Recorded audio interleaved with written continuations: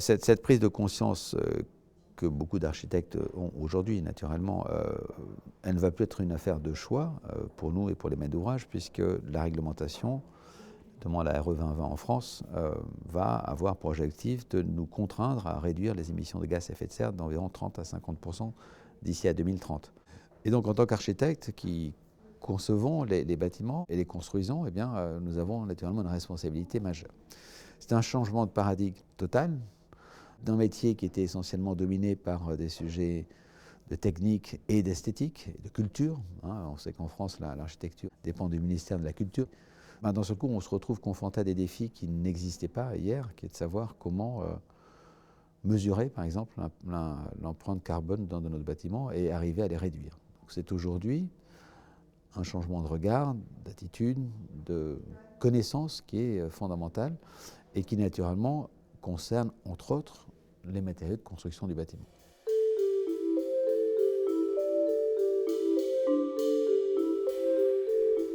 Ça va avoir de toute évidence trois types de conséquences. D'une part, privilégier le local à l'international, parce que ça veut dire que le coût du transport va être beaucoup plus réduit. Et là, c'est tout à fait mesurable et important. Donc, première chose, essayer de travailler avec des matériaux locaux, en revenant finalement à une certaine sobriété qui a existé par le passé. C'est également, deuxième volet, de travailler avec des matériaux biosourcés. Alors, biosourcés, ça veut dire quoi? Ça veut dire qu'on va avoir des matériaux qui seront produits à partir d'éléments naturels. Ça peut être du bois, naturellement, ça peut être des plantes comme le chanvre qui sont issues de la production naturelle. Là-dessus, c'est important aussi de bien comprendre ces mécanismes qu'on est en train de découvrir et de mesurer que pour être vertueux jusqu'au bout, il ne faut pas simplement se limiter au choix du matériau, mais à son mode de production. Par exemple, une forêt qui ne va pas être gérée de façon environnementale ne va pas produire un bois vertueux. Donc là aussi, c'est toute la chaîne de production de ces matériaux qui doit être étudiée pour avoir vraiment la qualité d'être biosourcé. Et puis le troisième volet, c'est la question du recyclage et du réemploi, puisqu'en fait, on sait aujourd'hui que le bâtiment est un producteur de déchets considérable. 40 à 60% de du bâtiment, lorsqu'on le démolit, part à la décharge, va être brûlé ou enterré. Alors ça va être déjà le réemploi des bâtiments eux-mêmes, puisqu'on tend de plus en plus à fabriquer la ville sur la ville et à rénover, restructurer, réhabiliter, en essayant d'avoir un minimum de démolition.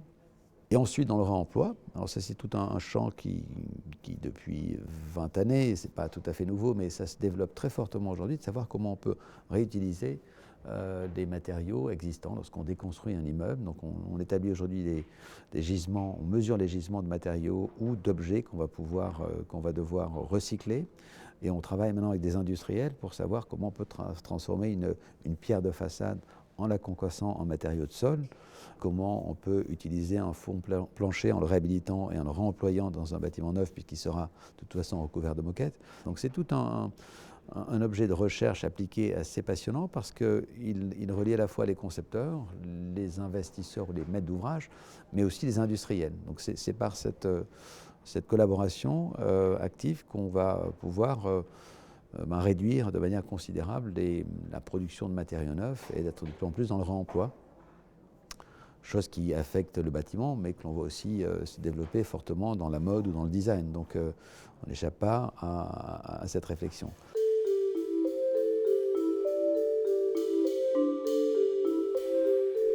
Pour atteindre cet objectif de réduction donc des gaz à effet de serre, on voit qu'il y a d'abord, je le disais, tout un travail d'ordre scientifique. C'est-à-dire utiliser de nouveaux matériaux, développer des conceptions bioclimatiques, mieux comprendre le fonctionnement de ces mécanismes.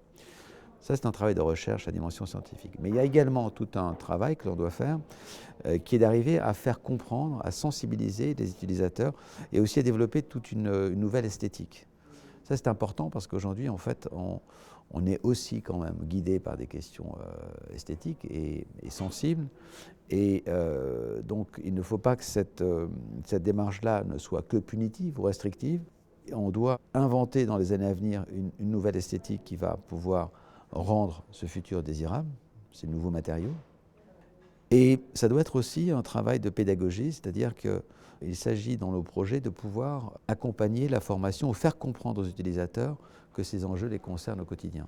Et donc on voit désormais dans la conception un rôle nouveau qui est à la fois donc de produire, je le disais, une nouvelle esthétique, mais aussi de faire prendre conscience, donc d'utiliser des bâtiments qui ont cette dimension de projet manifeste ou de projet pédagogique et dans lequel on peut embarquer avec nous non seulement les investisseurs qui sont les commanditaires, mais aussi les futurs usagers des bâtiments et que ce travail-là soit une façon d'en faire un travail vraiment d'école. C'est une tout à fait nouvelle dimension de notre métier, mais qui est passionnante parce qu'on doit enseigner en même temps qu'on apprend à faire différemment.